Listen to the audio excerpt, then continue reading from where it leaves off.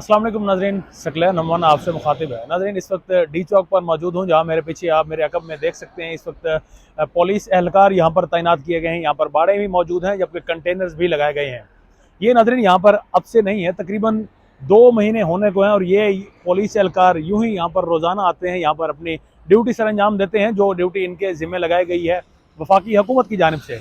ये नाज़रीन यहाँ पर जो पुलिस एहलकार हैं, ये सिंध पुलिस के एहलकार हैं, यहाँ पर FC के एहलकार हैं, रेंजर्स के एहलकार हैं, जबकि कहीं कहीं इस्लामाबाद पुलिस के एहलकार भी तैनात किए गए हैं। सबसे पहले बात कर लेते हैं कि इनकी तैनाती क्यों की गई है। इनकी तैनाती की बड़ी वजह जो है वो इस वक्त लॉन्ग मार्च है, चूँकि खान साहब ने ऐलान कर रखा है लॉन्ग मार्च का, और खान साहब लॉन्ग मार्च को वजीराबाद तक खुद भी लीड करके पहुंचे हैं, लेकिन उसके बाद उन पर अटैक हुआ और अटैक के बाद अब खान साहब इस वक्त लाहौर में मौजूद हैं, लेकिन उनका जो लॉन्ग मार्च है वो रुका नहीं, बल्कि उसकी क़यादत एक तरफ असद उमर कर रहे हैं तो दूसरी तरफ शाह महमूद कुरैशी कर रहे हैं, जो कि रावलपिंडी में इकट्ठा होना है। आज का दिन नाज़रीन हफ्ते का दिन है और आज इमरान खान साहब ने लॉन्ग मार्च के मुतालिक फर्दर भी उन्होंने आगाह करना है कि अब लॉन्ग मार्च का अगला लाहे अमल क्या होगा और किस दिन इस्लामाबाद की जानिब पेशकदमी की जाएगी। तो इसी इस्लामाबाद में लॉन्ग मार्च की पेशकदमी को रोकने के लिए इन पुलिस एहलकारों को तैनात किया गया था। तकरीबन 2 महीने होने को हैं ये पुलिस एहलकार यहीं पर मौजूद हैं। कभी इस रेड जोन के एरिया को वसी किया जाता है तो ये इन एहलकारान को वहाँ पर, यानी जहाँ तक रेड जोन की हदूद है वहाँ इनको तैनात किया जाता है, तो कभी इन्हें डी चौक पर तैनात किया जाता है। तकरीबन नाज़रीन 2 महीने पहले यहाँ पर इस्लामाबाद का मौसम काफ़ी गर्म था।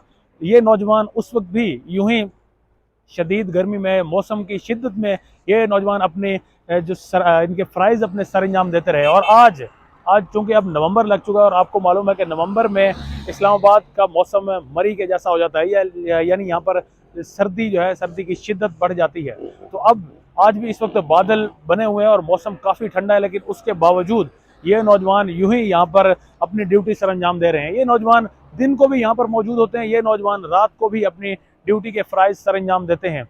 जबकि इस्लामाबाद पुलिस की जानिब से जो इनके साथ रवैया रखा गया, ख़ुसूसन सिंध पुलिस के साथ, वो भी नाज़रीन किसी से ढका छुपा नहीं है। कुछ ही दिनों पहले एक वीडियो वायरल होती है जिसमें जो DSP हैं इस्लामाबाद पुलिस के, वो इनको माँ बहन की गालियाँ निकालते हैं। हालांकि उस वक्त इन्हें पहले ऑर्डर्स दिए गए थे कि ये वहाँ पर अपने रेस्ट के लिए इन्हें टाइम दिया गया था कि रेस्ट कर लें।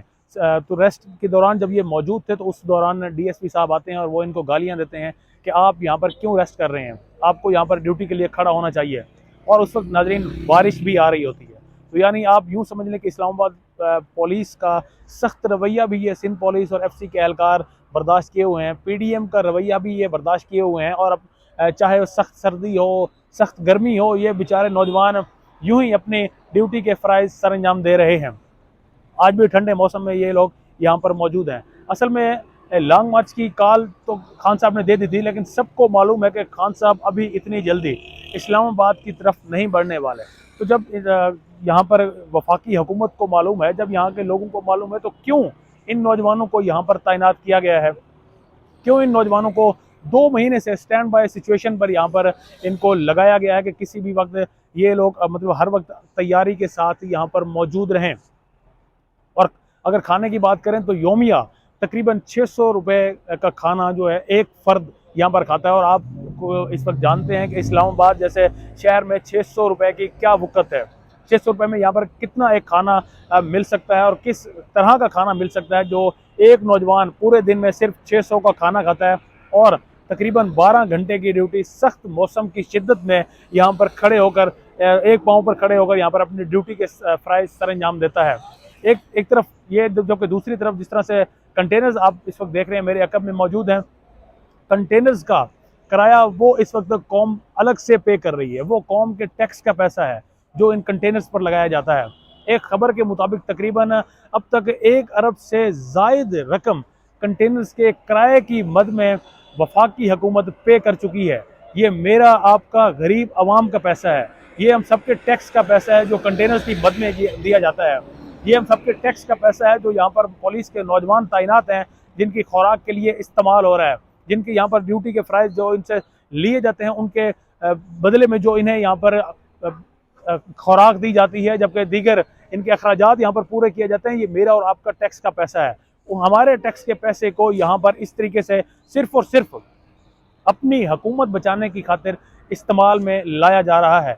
लॉन्ग मार्च अभी रावलपिंडी नहीं पहुंचा और ये नौजवान तकरीबन 2 महीने से यहाँ पर मौजूद हैं।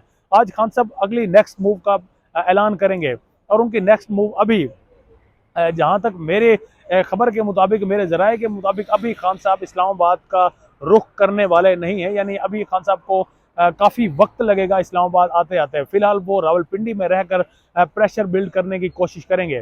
तो जब 2 महीने से वफाकी हुकूमत को, यहाँ के जितने भी बड़े अफसरान हैं, उनको मालूम है कि खान साहब इस्लामाबाद का रुख नहीं करने वाले इतनी जल्दी, तो फिर इन नौजवानों को यहाँ पर तैनात करने की आखिर क्या ज़रूरत पेश आई? इन नौजवानों के साथ इस्लामाबाद पुलिस का रवैया इतना सख्त क्यों है? इन नौजवानों के साथ वफाकी हुकूमत का रवैया इतना सख्त क्यों है? यहाँ 12-12 घंटे आप उनसे नौकरी ले रहे हैं, जबकि बदले में आप उनको माओ बहनों की गालियाँ यहाँ पर सुना रहे हैं। ऐसा रवैया आखिर पुलिस के साथ क्यों? पुलिस के इन नौजवानों के साथ क्यों? हमें अब तक लगता था कि शायद पुलिस को जिस तरीके से हमारे मीडिया ने, हमारे एक मुआशरे ने एक नेगेटिव उसकी इमेज पेश की हुई है, तो ये भी एक इमेज है पुलिस की कि ये बेचारे 12-12 घंटे स्टैंड बाय, एक ही पोजीशन पर रहकर आप लोगों की जानो माल की हिफाजत करते हैं। सख्त सर्दी हो, सख्त गर्मी हो, ये लोग यहाँ पर मौजूद रहते हैं। इनको जो अहकामात दिए जाते हैं उनकी पासदारी करते हैं, उन पर अमल दरामद करते हैं। तो आखिर इनके साथ ऐसा रवैया क्यों? अपने मेज़बान सकलैन अमाना को इजाज़त दीजिएगा। अल्लाह ने के बाद।